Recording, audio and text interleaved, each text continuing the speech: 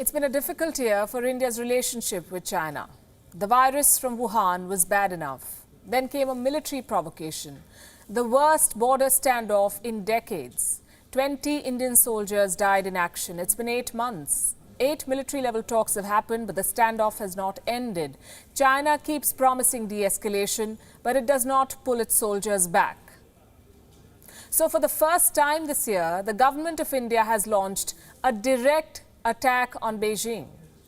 Until now, New Delhi was sticking to the diplomatic code of conduct. In public, the statements were non-confrontational. In private, the language was direct. India wanted the Chinese troops to withdraw. China has not listened. So today, Delhi spoke openly. External Affairs Minister S Jaishankar says the India-China relationship has been significantly damaged this year and that it cannot be business as usual with China as long as the PLA, the People's Liberation Army, is on the border. Very differently brought tens of thousands of soldiers, in the full military preparation mode, right to the line of actual control in Ladakh. Now, naturally, the relationship would be profoundly disturbed by this. We've had 20 casualties out there. I think it has completely changed national sentiment as a result. S Jaishankar said China is in a major breach of bilateral agreements. The Chinese side has given 5 different explanations for this provocation, but it has failed to explain why it did not adhere to agreements. Why it had to provoke India militarily and attack Indian soldiers. China has no answer for these questions. In fact, the provocations have not stopped. China has dispatched fighter aircraft and troops to a Pakistani airbase, and this is close to the Indian state of Gujarat.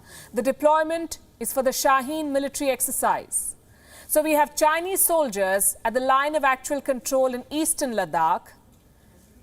And in the west, the Chinese are conducting a drill with Pakistan. Clearly, peace is not China's priority.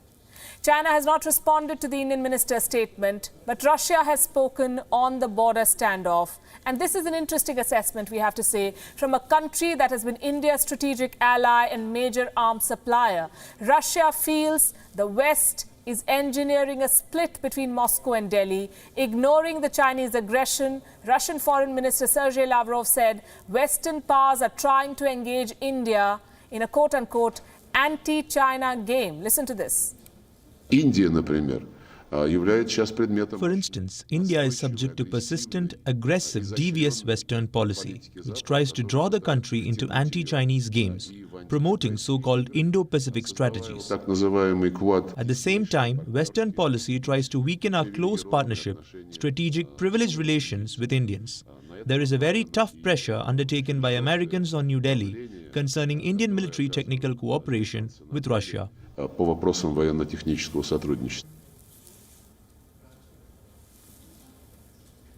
No prizes for guessing who Mr. Lavrov is talking about here. The United States of America. Russia has its own theory about the border standoff between India and China. In the statement, Sergei Lavrov referred to India as a quote-unquote clear pole in the world order. He says the West wants to weaken India's alliances with different global powers in order to maintain what he calls a unipolar world order. With those words, Moscow seems to have effectively given a clean chit to Beijing. At the same time, Sergei Lavrov has drawn the attention of the world to the great power game. This pandemic has shaken the world order. New alliances are taking shape. Russia, of course, does not want to lose an ally like India and a big arms market.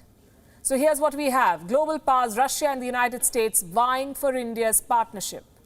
India will have to hedge its bets and make sure this rise does not come with a compromise. Like S Jaishankar said, it cannot be business as usual with China. Thank you for watching Gravitas on WION's YouTube channel. If you want to stay up to date with what's happening around the world, then subscribe to our channel and don't forget to like and share. Thank you very much for watching WION. World is One.